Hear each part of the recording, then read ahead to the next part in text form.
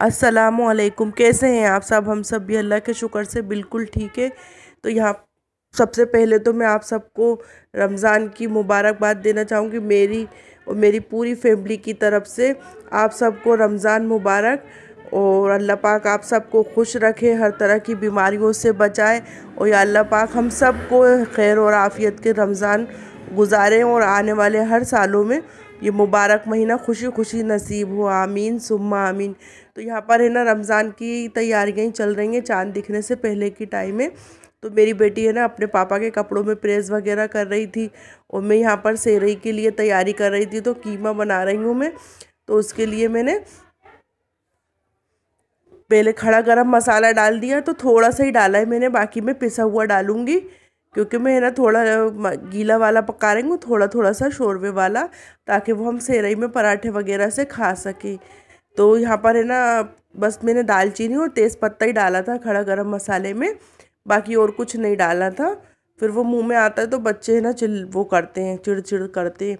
तो यहाँ पर मैंने जब अदरक लहसुन और प्याज पीसी थी, तो उसमें टमाटर भी पीसे थे। मैंने एक प्याज ली थी, दो टमाटर, और उसी में अदरक लहसुन डाल के पीस लिया था। और कीमा हमारा आधा किलो से थोड़ा कम था, ठीक है। तो उसके हिसाब से मैंने मसाले लिए थे, मिर्ची, हल्दी, धनिया पाउडर। अब पहले हम सारे मसालों को नमक वगैरह डाल के अच्छे से भून लेंगे, भुनाई कर लेंगे। और भुनाई करने के बाद हमें ना इसमें फिर कीमा डाल के उसको भी अच्छे से भूनेंगे। तो यहाँ पर है ना, जो मैं भुनाई कर रही हूँ, तो वो इसलिए ना अच्छे से भुनाई करना है इसकी हमें, क्योंकि मैं थोड़ा गीला गीला बनाऊँगी तो फिर उसमें स्मेल वगैरह ज़्यादा आने का चांसेस रहते हैं, ठीक है। तो इसलिए मैं थोड़ी भुनाई अच्छे से करूँगी। देखिए मसाला कितने अच्छे से भुन गया है। और अब मैं इसमें कीमा डाल दूँगी। तो कीमा डालने के बाद हमें इसमें पानी नहीं डालना है, क्योंकि मसाला भी हल्का सा गीला ही है। और फिर वो कीमा पानी छोड़ेगा तो उसके साथ वो भुन भी जाएगा और गल भी जाएगा। और इसमें मैं थोड़े से ना मटर और आलू डालूँगी, तो ये बड़ा मज़े का हमारा सालन बनकर तैयार हो जाएगा। तो यहाँ पर हमने ना कीमे को डाल दिया। अब इसकी भी भुनाई में अच्छी तरीके से कर लूँगी। और इसके बाद है ना, आप लोग बताइए, आप लोगों के रमज़ानों की तैयारियां रमज़ान तो शुरू हो गए, पर मैं इतनी थोड़ी लेट वो हो गई हूँ। अब मेरी है ना कुछ तैयारियां हो गई थी, कुछ रह गई थी, पर है ना अब ठीक है, मेरी तबीयत भी ठीक, थोड़ी सी आराम है। आवाज़ से आपको पता चल रहा होगा कि मेरी तबीयत कैसी है।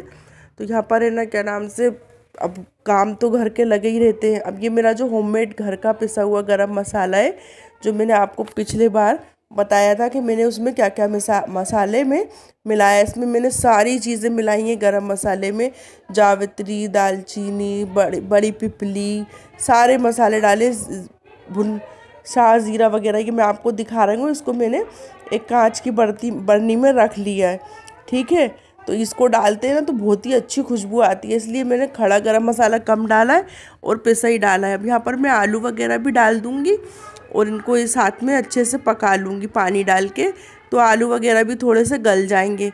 और फिर इसको मंदी आंच पे पका लूँगी तो दोनों चीज़ें पक जाएंगी।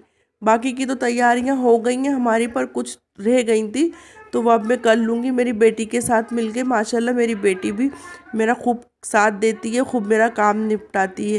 यहाँ पर देखिए हमारा सालन बनकर तैयार हो गया है। अगर आपको मेरी वीडियो अच्छी लगी हो तो लाइक